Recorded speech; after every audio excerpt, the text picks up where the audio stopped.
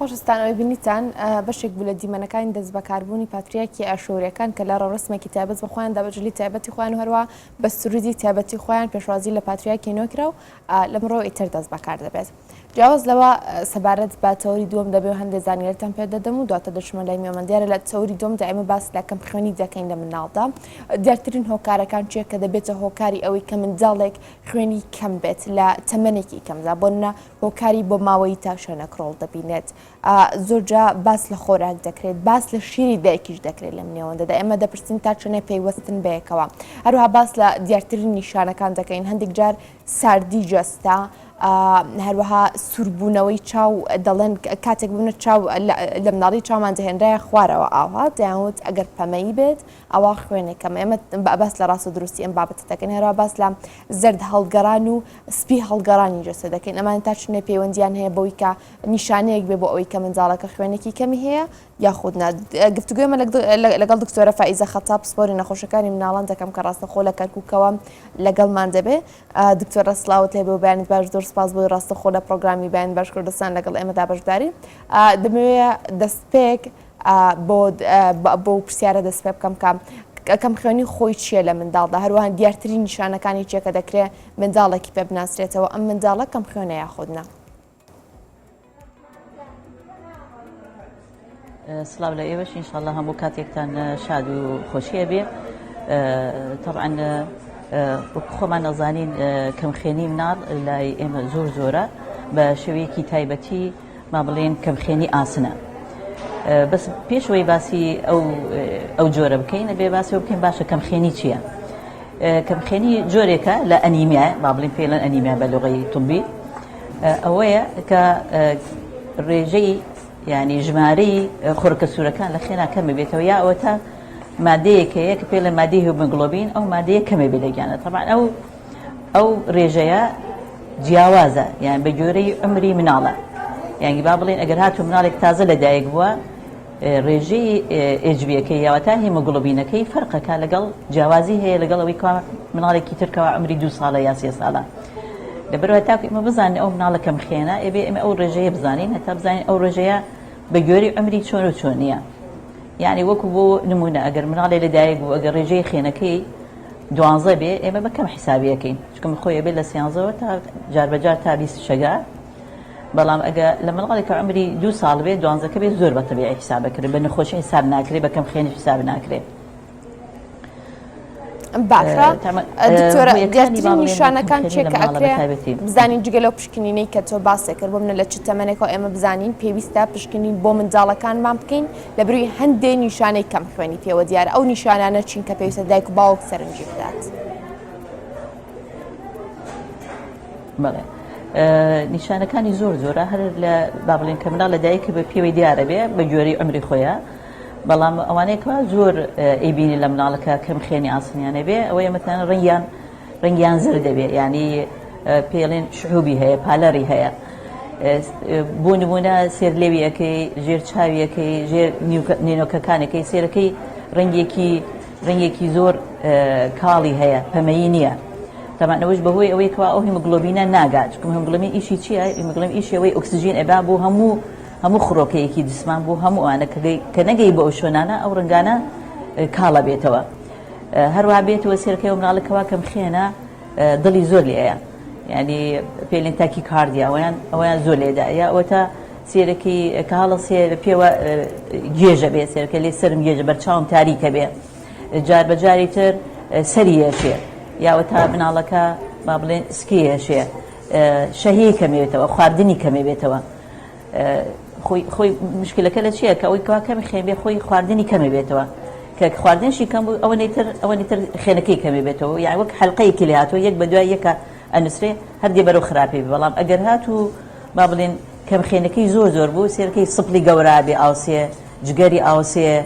یا ئەوە تا سێرەکەی زەختی زۆردا ئەبەزێ، تااقەتی نابێ، هەروەها بێتەوە ئەگە نەختێ گەورەتر بێت تەرکیزی کەمە بێ، لە قوتابخانەیە سێرەکەی ناتوانێت خوێندنی بەتاوەتی بکە، زۆر شت تێناگە، دەرەجان ناتوانێت دەرکە، یعنی حتا لە نزبەی زیرەکەشی کەمەکاتەوە ئەوانێکەوە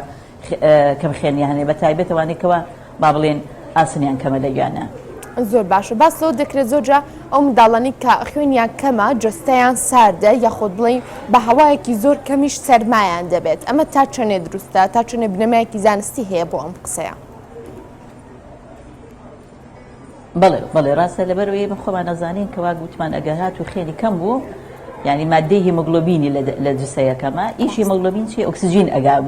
بۆ هەموو خوڕۆکی گیانمان اینجا ئەگە هیمۆگلۆبینەکەی کەم بێ ئۆکسیژین ناگە بە ئەترافی پەنجە و دەسۆوانەی زۆر جا ئەو مناڵانە سێرەکەی دەست و قاچیان زۆر ساردە و کە دەست و قاچیان بێ بەڵام کە نەخۆشە بن ئەوە نەخۆشەکە لەبەرەوەی نییە جستەیان ساردە بەس لەبەرەوەی کەوا ئەو مناڵان کەوا خێنیان کەمە مەنەعەشیان کەمە یعنی ئیمونیتیان کەمە ئێکە ئیمونیتیان کەم و تووشی نەخۆشی زیاتر بن یان بێجگە لەوەی کەوا خێنیان کەمە تووشی نەخۆشی با بڵێن تەنگە نەفەسێ بن تووشی نەخۆشی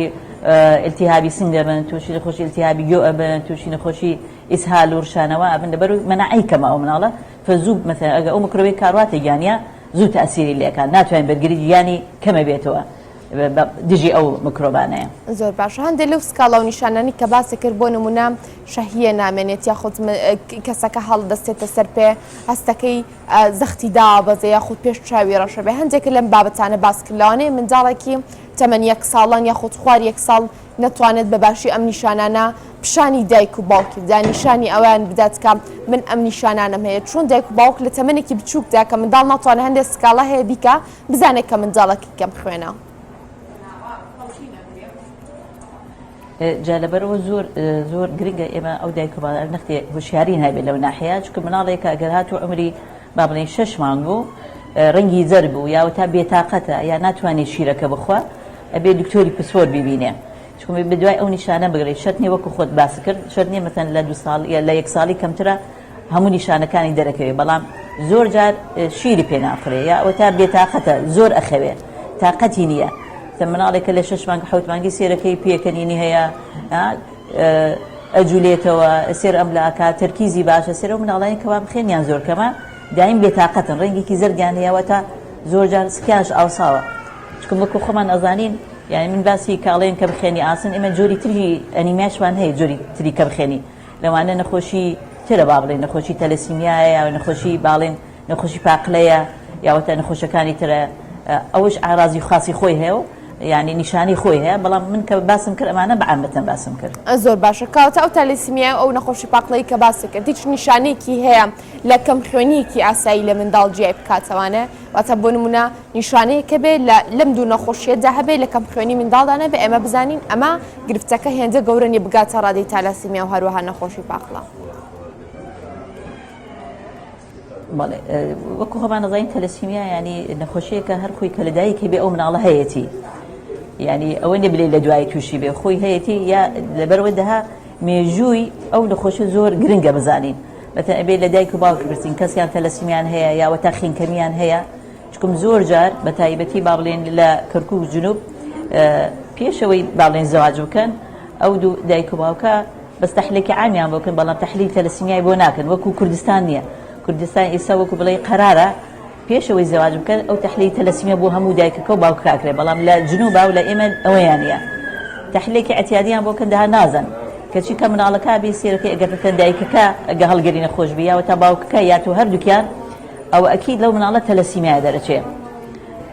جا ئەبێ ئێمە ئەو هۆشیارە ئەبێ هەموو کەس بزانێ ئەگە نەیزانی ئەگە مناڵەکە هەر ڕەنگێکی زەرگە بێ زوو پێشکنی بۆ بکەین چکم ئێمە بەو نسبەیە ئەزانین بە تایبەتی ئەگە مناڵەکە لە 6 مان گەورەتر بوو یا لە 7 مان گەورەتر ئەتوانین بزانین ئەو مناڵە تەلەسیمیا هەیە ناچکم تەحلیلێکی خاصە پێڵێن HB ئەلکترۆفۆریسس ئێمە بۆ ئەزانین مناڵەکە تەلەسیمیا هەیە یان نا بابین باسی پاقلە بکەین ئەگەر هاتوو مەثەن ئەو مناڵە با بڵێن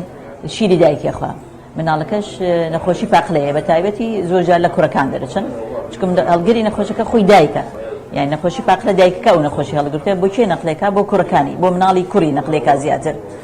فسیرەکەی کە پاقلەی خواردەوێت و مادەیەکی خۆ یا بەعزێ دەرمان ئەگە مناڵەکە ئیلتیهابی بێ دەرمانێکی چەند دەرمانێک هەیە ئەو شەوەی ئەوەیە کا بدەن خێنی دابەزێ ئەم پاقلەی و ئەو دەرمانانە چیەکە ینی خێنەکانی تەکەسوورەکە ئەیشکێنێ کەشکانی چییە بێ ئەو مناڵە سێرەکەی میزەکەی سوورە بێ یاوەتە ناوچاوی زەر دەبێت ئەمانە نیشانەی ئەوەیە بێ زوو بڕۆی بۆ دکتۆر یا پێشانی پسپۆری مناڵ بێت تا بزانین سەبەکەی چییە لەو نیشانانی ئەزان ئەو نەخۆشی هەبێیانە بێ. زۆر باشە کاتە مادام ئێمە تۆرەکەمان لەسەر کەم خوێنیە بە تایبەتی هەر لەسەر کەم خوێنی دەمێنمەوە تۆ لە قسەکاندا ئاماژت بە هۆکاری بۆ ماوەی کردبوو نە لە تالاسیمیادا من دەپرسم کەم خوێنی تا چنێک پەیوەندی بە هۆکاری بۆ ماوەیەوە هەیە یاخود بڵێم دیاترین ئەو هۆکارانەی کە دەبێتە هۆی کەم خوێنی لە منداڵدا خۆی لە چیا دەبینێتەوە. ئەتوانم بڵێم زیاتر لە 50% هۆکاری کەمخێنی لە مناڵە هۆیەکەی ئەوەیە ئاسن کەمە لە گیانی مناڵەکەیە لە 50 ئەمە وا باسکەن ئەوانەی تردا گەڕیتەوە بۆ ئەو نەخۆشانەی تر وەکو نەخۆشی تەلەسیمیان نەخۆشی پاقلەیە نەخۆشی ترەمان مادەی فۆلیتی کە لە خێنایەوەتە B12 مجموعی B12 لە گیانەکەمە یاوەتە بەعزی نەخۆشی کەی تری هەیە پێڵێن سیدرۆپلاسیک ئەنیمیا نەخۆشی ترێ نەخۆشی جگەرە نەخۆشی کەپەڕ ئەگەکەم بێ لە گیانی ئەمانە هەمووی تووشی ئەوواکە بەڵام زۆرترین ڕێژەی کەمخێنی بە تایبەتی لەم وڵاتانی ئێمە با بڵێن لە شەرق ئەوسەتە کەمخێنی ئاسنە. زۆر باشە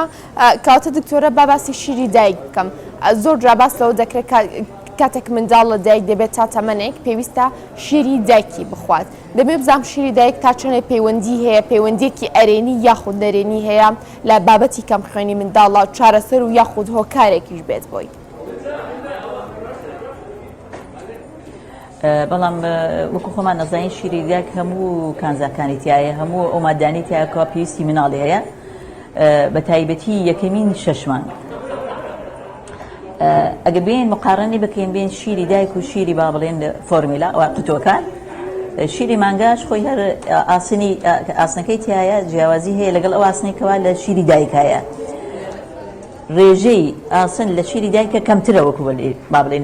لە شیری قوتو بەڵام بەنەوە ڕەب العالەمین با بڵێن تەرتیبی کڕوە کە ئەڕواتە دەشی مناڵەکە زوو امتیساسەکە ئیسفادەی لێەکە وەک ئەو مادانی نیە ئەو ئاسنەیەکەوە لە شیری مانگا هەیە و تا مەسەلەن ئەو شیری قوتوایەکەوە ئاسنەکان تێکردە لەبەرەوە هەرچەنە شیری دایک ئاسنی کەمترە بە گوێرەی شیرەکانی تر بەڵام ئیمتیساسی ئەو ئاسنە لە مناڵە باشترە بەڵام ئەگەر هاتو ئەو دایکە بەردەوام بێ لە شیری دایکە با بڵێن چکم مەغزوونی ئەو شیرە دوای 6 مانگ مناڵ پێویستی بە خۆراکی ترە یان نابێ بەس شیری دایکی بخوا ئەگەر هاتو بەردەوام بێ لە شیری دایکە سێرکی دوای 6 مانگ دەست پێکە ئەو مناڵە و کەوتمان بێتاقەتە بێ با بڵێن نیشانەی کەمخێنی لە گیانێدا لەبەرەوە زۆر گرنگە مناڵ کە ئێمە دوای با بڵێن دوای کەوەی 4 مانگ تەواوەکە ئێمە دەست پێ بکەین خۆراکی تەندروستی بدەینێ ئەو خۆراکانێکەوە ئاسنی تایەکەوە مادی فۆلایتی تایەکە مادی B12 بەمانەی تایە ئەگەر بێت و بەعزی دایک هەیە تا 2 ساڵ بەس شیری خۆیەدا طبعا ئەمە هۆیەکە لەو هۆیانێکەوە ئەو مناڵە تووشی نەخۆشی کەمخێنیە بێ. باشە دکتۆرە بۆ نمونە منداڵێک لەگەڵ لە دایکبوونیدا گرفتی کەم خوێنی هەبێت دایکی وا بڕیار دەدا کە بڕنە خۆی شیری خۆی پێ بدە تا لە یەکەم ڕۆژ لە دایکبوونی تر تا 6 مانگ تەنها شیری خۆی دەخوات توانای نییە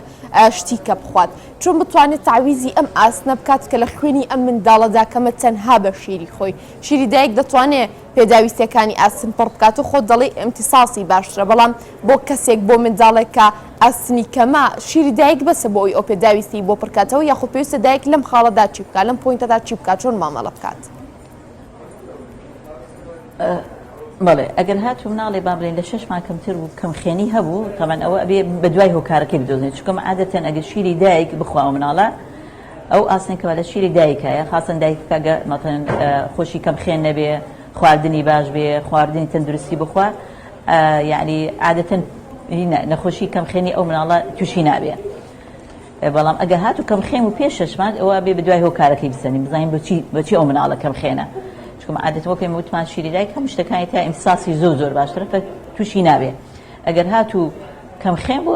بێ پسپۆری مناڵ ببینێت تا سەبەکان بزانێت طبعا سەبەکانی ترش هەیە مەثەن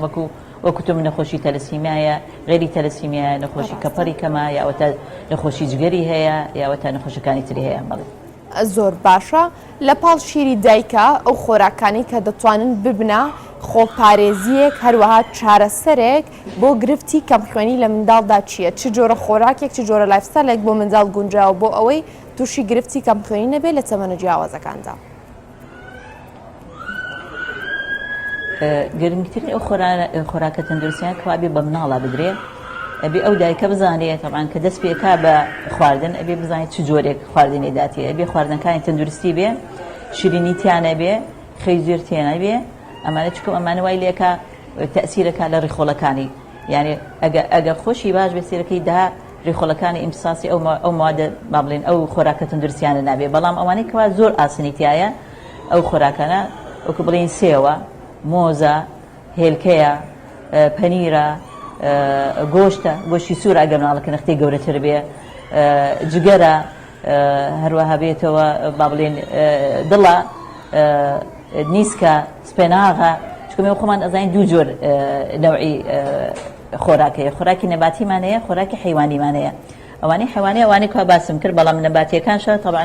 سپێناغە زۆر باشە ئەوانی تر زۆر باشە ئەوانی کا سەوزی زۆر باشە ئەو شتانە هەمووی ئاسنی زۆرتیان مادەی ئاسنی زۆرتیان خاصە بە تایبەتی ئەوانەی با بڵێن ئەو خۆراکەی ڕەنگی سەوزی زۆرە ئەوان ئاسنیان زۆرترە لەوانەی ترە هەر لەسەر ئەو ڕەنگەی باسە کرد دکتۆرە قسەیەکێ لە نێو خۆماندا دەڵێن ئەو میوانە یاخود ئەو خۆراکانی کە ڕەنگێکی سووربابیان هەیە بۆ منەوەکو ترێ وەکو مێوژە ئەم بابەتانە بنەوە کارێک بۆ ڕێکخستنی ڕێژی خوێن لە جەسەدامە تا چێنە دروستە تۆ لەگەڵمانەی بە دەرفەتی دەزانم پرسیارە بکەم بەڵێ ڕاستە خۆی هەروایە چکم مێوژە یاوە تا ترەیە ئەمە تەوان مادەی ئەساسی با بڵێن خوێنیتیایە بەڵام شەرتنی ئاسنەکانی تیاوێ شەرتنی ئاسنەکانی تایە بەڵام وەکو بلێ چکم ئێمە کارین کە خوێن بەس ئاسن نییە تەکوینی خوێنەکە ئێمە ئاسنمان هەیە فۆلیک ئەسیدمان هەیە ڤیتامین سیمان هەیە ئیمان هەیە B12مان هەیە یان بە جۆرەیەکی تر هەر عینەن با بڵێن ئەو خوێنە کە تەکوینە ئەو خوێنە شەرت نییە بەس ئاسنەکە بێ بەڵام مادەکانی ترش پێویستە بۆ تەکوینی ئەو خوێنە بۆ ئەوانە لەبەرەوە ئەبێ ئەو شتانە بخوا و ئەتیادیشە بەڵام زۆرش باشە ئەگا ئەو مادانەیە باشە بۆ منداڵانی کەم گرفتی کەم خوێنیان هەیە باباسی ئەو بکەین چارەسەرە پزیشکیەکان چۆنن چۆن دایک بتوانێت یاخود خێزان بتوانێت لە ماڵەوە ڕێگری لە کەم بوونەوەی خوێنی بکات زیاتر هەروەها چارەسەر پزیشکەکانش بەگشتی خوان دەچیا دەبینەوە کە بۆ ئەو منداڵە دەگیرێتە بەر بێگومان لە تەمەنە جیاوازەکاندا وەکو باسمان لێوە کرد خوا 6 مانگ تەنها شیر دەخوا زۆرتر لە تەمەنەکانی تردا چۆن مامەڵە دەکرێت لە تەمەکانی تر با بڵێن ئەگە دوای 6 مانگی تەواو کرد طبعاً زۆر ضروریە نابێت دایک مثلا کە دەست پێکا خواردنی ترەدا بە مناڵ بێجگە لە شیر نابێت زۆر تاخیر بێ ئێمە پێش وەخت ئەمانگوت لە 4 مانگە ئەبێ با بڵێ خواردنی تر ئیضافە بکرێ بدرێ بە مناڵە بەڵام دەرکەوت ئەگەر هاتووە زوو دەستی پێکەی احتیمال ئەو مناڵە تووشی حەساسی با بڵێن ڕیخۆڵەکانی بێ یاوە تا بازی دایکە زۆر تاخیر بکە ئەگەر زۆر تاخیرش بکەی خواردن با بڵێن ئیضافی بۆ مناڵەکە بدەیت سێرەکەی و مناڵە دەها فێری تام نابێ خواردنی کەمە بێ شەهەیە کەمە بێ لەبەرەوە زۆر ضروریە نە لە 4 مانگە لە 6 مانگە نەختی زووترە مثلا لە 5 مانگە 5 مانگ و هەفتەیە کە دەست پێ بکەی خواردنی بدەیتێ وەکو وتمان جۆرەکان ئەبێ جۆرا و جۆر بێ شەرتی یەک نوێیەکی بدەیتێ مثلا بعضی مناڵ هەیە لەسەر یەک خواردن ئەمێنێ نابێ ئەبێ فێری مناڵەکە بکەی چونچوونی ئەو خواردنە نەخوا و هەر جارێک بە شێوێکی بیدات مثلا هەر خواردنێکی دەست پێ کرد یەکی مشتی ڕۆژ لەسەر ئەو خواردنەی ئەمێنێ ببینی بزان حساسی پێگرێ حساسی پێ ناگرێ اینجا دەست پێکەی با بڵێن جۆرێکی ترێ دێتێ لەوانەیە گەورەترن تەبانێ مادەها ئەبێ گۆشت بخوا و مناڵە ئەبێ ماسی بخوا ئەبێ هێلکە بخوا ئەبێ ئەو خۆراکانە بخوا کە مادەی ئاسنی تایە وەکو جگەرە وەکو دڵە وەکو کلیەیە هەموو خواردنێک وەکو بە ڕێژەی خۆی ئاسنی تایە بەڵام دا فەرقەکە خوڕمایە با بڵێن هەنگوینی ڕەشە ئەمانە هەمووی مادەی ئاسنیان زۆرتیایە بەڵام من کە باسەکەم باسی هەموو خواردنێکم هەموو هەر خواردنەیەک بە تایبەتی خۆی مادەیەکی تایبەتی خۆی تەفەبێ نابێت لەسەر نەوعیا بمێنێ بەڵام گرنگترین شت ئەوەیە مناڵی خۆمان فێر نەکەین ئەو شتان ئەو خۆراکانە بخواکەوە مثلا موادی حافظی تایە یعنی ئێستا فێر بوون زۆر مناڵ هەیە مثلا دایک و باوکەکە مثلا لەبەر خۆشەویستیە جبسی بۆ ئەسەنن یا ئەو تا ئەندۆمی ئەدەنێ یا ئەوە تا مثلا با بڵێن ئەو شتانێکەوە مادی بیبسی کۆلای ئەدەنێ ئەمانە ئەدەنێ ئەمانە يعني براسي ماديكي نابغ بلين مادي بابلين هنيتيا موادي حافظيتيا وإن مواد أكامل علىك حتى شهينا منه شو كأود دافي ده تشبع أكامل علىك كتشبع كرمال علىك ده شهينا منه شهينا ما سير كي جاي فترة كتير من علىك كم خيني بل برو بي شنيك أتوانن أو دايك باوك دست نكن بخوارنا إذا هاد نزيكي نبيته من على فيري نكن وشنا يا وتا زۆر دایک هەیە بەردەوامی شیرێدات یان بەیانی شیرێدات نیوەڕۆ شیر هەرێک لە خەو هەڵەسێ یەکەمی جا بڵێ شیری بۆ ئەکا باشە ئەکتەوە مناڵە کە شیرەکە داپێ بەیان هەڵەسێ ئەکی داشەهی نییە ناتوانێت خوارن چکن تۆ ماعیدە پڕ کردووە لە مادەیەک غەینا زۆر زەڕویە بەڵام دەها بۆ عمری ئەو مناڵە کە لە 6 مانگ گەورەتر بوو پێویستی زیاتری بە شیرەکەیان فەرەبەرە بێ کە لە خەو هەڵەسێ یەکەمی خواردنی شیر نەبێ بێ دەست پێ بکە خواردنەکەی بداتێ دوای ئەوە اینجا شیرەکەی بداتێ زۆر باش ئەمە دیارترین چارەسەرەکان بوو دکتۆرە بۆ ئێمە باست کرد بۆ نمونە منداڵێک گرفتی کەم خوێنی هەیە و دایک و باوکی ئەم گرفتە پشتگوێ داخەن و بە دڵی خۆی منداڵەکە هەندێک خواردنی ناتەندروست دەخوا کە لە جیاتی سوود لەوانەیە زیانیشی بۆ گرفتی کەم خوێنێکی هەبێت لێرەدا چی گرفتێ بۆ منداڵەکە دروست دەبێت تەندروستی منداڵەکە بەرەو کوێدا ڕوات ئێمە وەکوتمان ینی ئەگەر هاتو با بڵێن کۆمپلیکیشنی نەخۆشەکان ببینی یاوەتا بڵێن دوای بەدوای ئەو نەخۆشی چیە بێ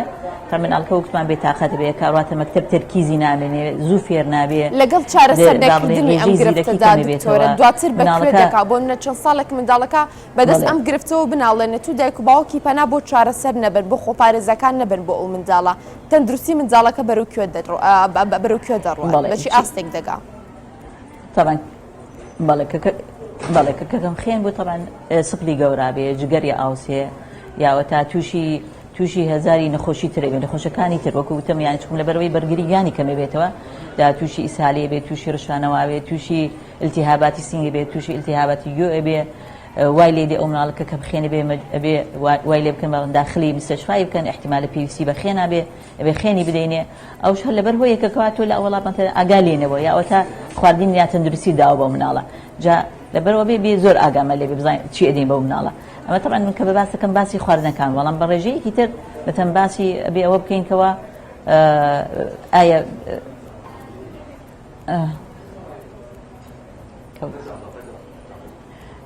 قەتع بوو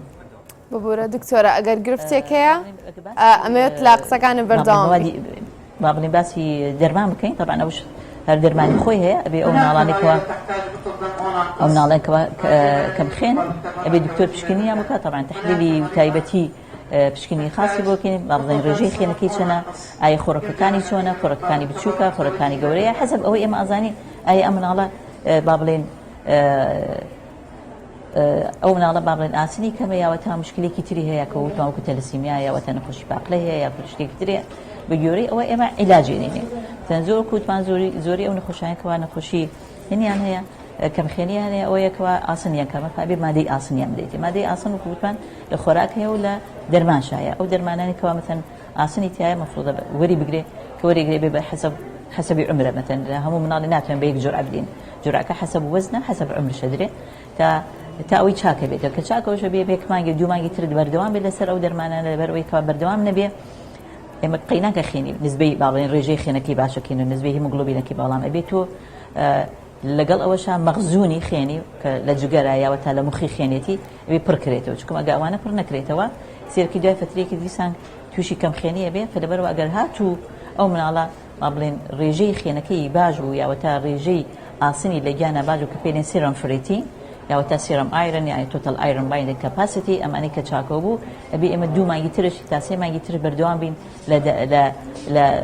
دانێن با بڵێن بە مناڵکە هەرەبێ مادەی ئاسنی بدەینێ ئەو دەرمانەکەەوە ئاسنی تایە ئەبێ وەریگرێ زۆر باشە دکتۆرە فایزە خەتاب سپۆری نەخۆشەکانی مناڵان زۆر سپاس بۆ ڕاستە خۆلەکەی کۆ لەگەڵمان بوو دکتۆرە سپاس بۆ تەواوی زانیارەکان و هەروەها گفتوگۆکات دیارە هەنا من تۆری دۆمم پێشکەش کرد بە یارمەتی هاوکارانم لە سەوچانە کۆر دەگرن و دواتر منوانە لەگەڵتان بەردەوام دەبین بەیەکەوە